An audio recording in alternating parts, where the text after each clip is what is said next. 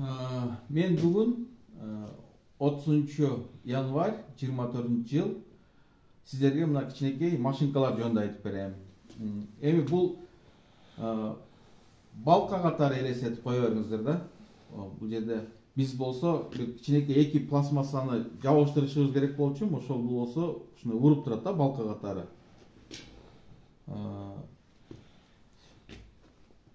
Бул пневмоцилиндр. Бул болсо пневмораспределитель. Абаны бөлүштүрөт. Компрессор аба үйлөп берет, бул жердеки ошо абаны бөлүштүрүп берет, ылдый урат, анан өйдө тарта тургандай отуруп, ушул балка катары иштетилет. Эми мен буну эмнеге айттым? Мына жаштар ушул технологияга кызыксын, аң сезим өссүн, ушундай жол менен биз үлгү бололу деп мен ушул көрсөтүп атам да. Ошол бул деле ошол принципте жасалган. Бул деле пневмоцилиндр. Бунун распределители могун ичинде жанакындай пневмораспределители. Бул болсо советский илгеркиден, бул болсо ичинде кичинекей бул итальянский. Бул Festo деген фирманыкы. Мына цилиндрлер покупной.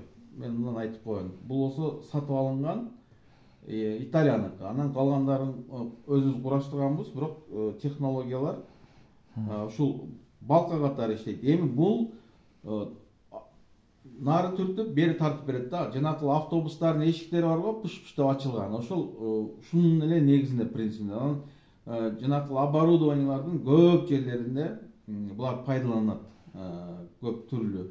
Ошол негизги принциптерин ошол түшүндүрүп коеюн дедим балдар. Эң негизгиси ушу цилиндрлерди иштетүү үчүн пневмораспределитель керек, аба бөлүштүргүч керек и жанагы кнопкалар, турбаларын өзүңөр дагы иштеп түшүнөсүңөр. Ошон үчүн мен өзүмдүн жаштарды технологияга, билимге, илимге чакырам. Чубак ажыбыз айткан. Мен Тала Түздөн келип атканда башкалар белек бенчек көтөрүп келсе, мен болсо китептерди көтөрүп келет элем депчи. 1-2 тонна китебим бар деп. Мен дагы дүйнө жүзүнө чыкканда бүт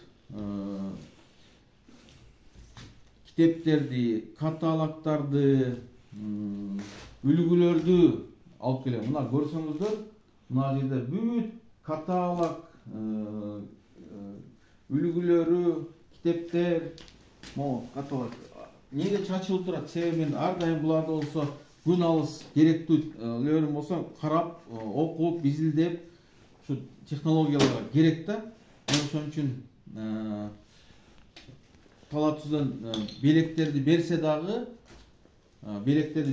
мен көбүнчө ошо китептерди, технологияларды, каталогдорду,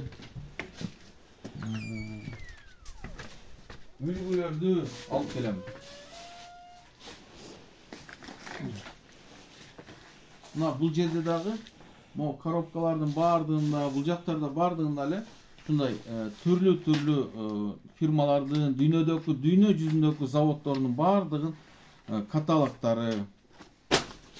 Анан ошол жерлерден технологиялар, Европада көбүнчө мен Германияда жанакындай выставкалар өткөндө ошол жактардан технологияларды алып келдим. Бир немени айтып коюшум, жанакы бул оборудованиялар Германияда Карлсруэ деген шаарда көбүнчө өтөт. Мына Кытайга бардым. Кытайда болсо Шанхайдан түшүп алып, Ылдый, Тайжо, Венжо, Гуанжо, Шинжин, бүт ошол жактардын баардыгын заводдорду, фабрикаларды кыдырып келдим. Шанхайдан өдө жака чыгып алып туруп, Вуси, Янтай, ошол бүт ошол океандын четиндеки заводдорду кыдырдым. Ошол жакта дагы көп, аябай көп өнөр жайлары өнүккөн, көп технологияларды көрсө болот.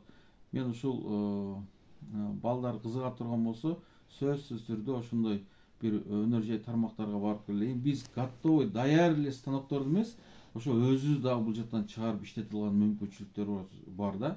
Ошон үчүн мен жаштарды дагы мен ушул тарапка үндөп кетем.